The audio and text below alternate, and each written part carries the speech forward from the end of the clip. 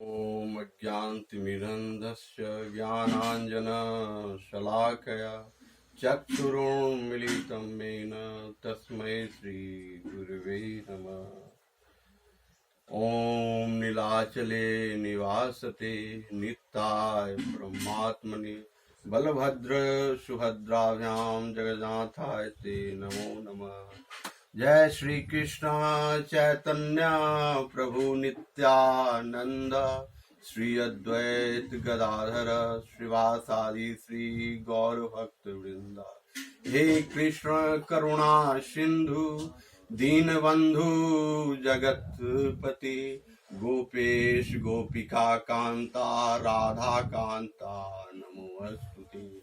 तप्त कांचन गौरंगी राधे वृंदावनेश्वरी वृषभानुसुते देवी प्रणमामि हरिप्रिये।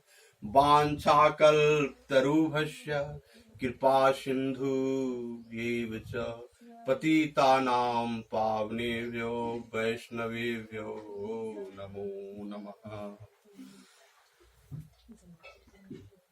आज ईश्वर की कृपा से इस भगवत वर्ग में हम लोग गायत्री मंत्र के शाब्दिक अर्थों को समझेंगे और इसके तत्व को आत्मसात करेंगे।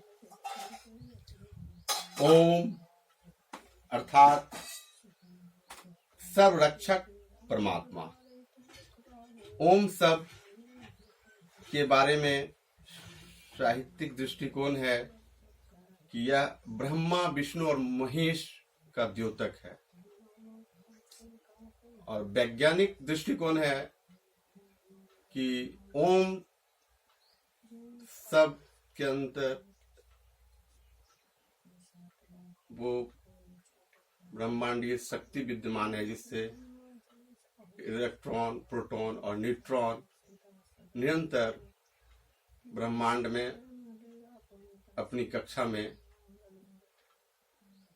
गतिशील है। जो भी जड़ चेतन जीव हैं, जहां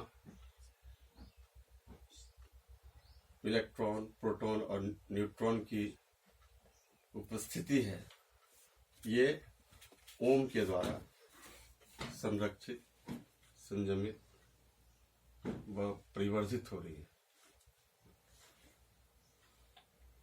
यहाँ पर जो गायत्री मंत्र में ओम शब्द का प्रयोग किया गया है उसका अर्थ है सर्वरक्षक परमात्मा।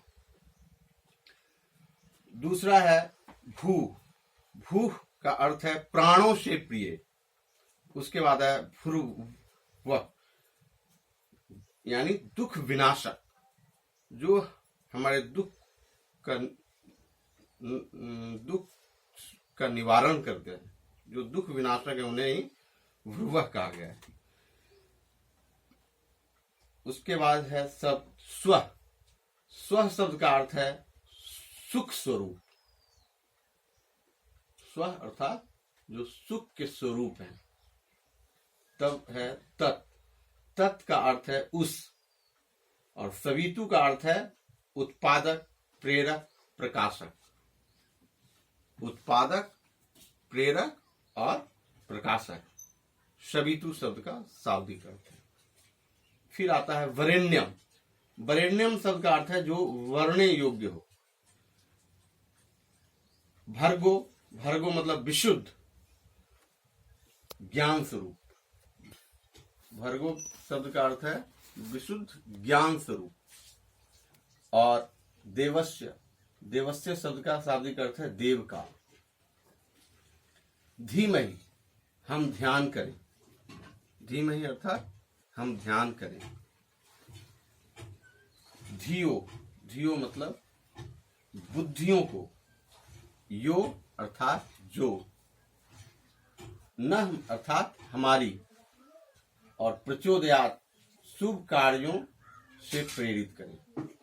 अब इसका हम अनुवाद जानेंगे। हम उस प्राण स्वरूप दुख विनाशक सुख स्वरूप श्रेष्ठ तेजस्वी और प्रेरक देव स्वरूप परमात्मा को अंतरात्मा में धारण करें और वह हमारी बुद्धि को सद्मार्ग में प्रेरित करें, शुभ कार्यों में लगाएं। यह इसका अनुवाद है।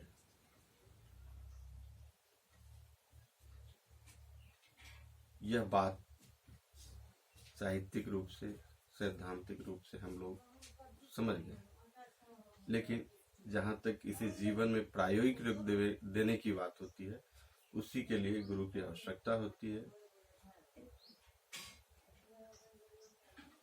और हमें गुरु का आत्मसात करना चाहिए और इस गूढ़ रहस्य को अपने जीवन में लाकर जीवन के मूल उद्देश्य की प्राप्ति करनी चाहिए।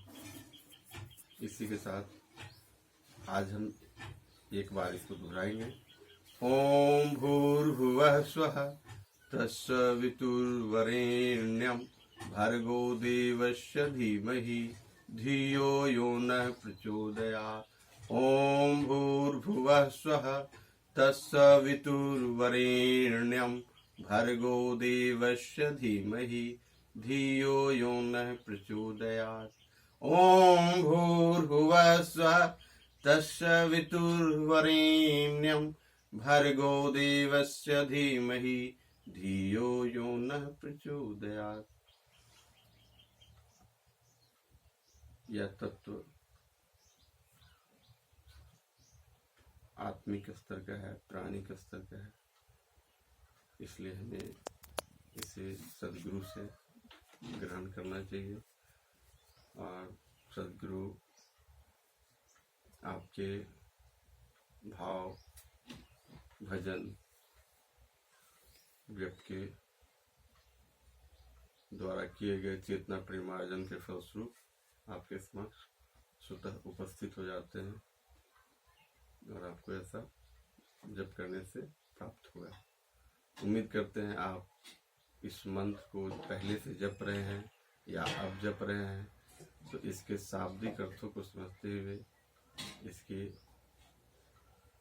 गूढ़ता को, इसके रहस्य को आत्मसात करें। नमस्कार।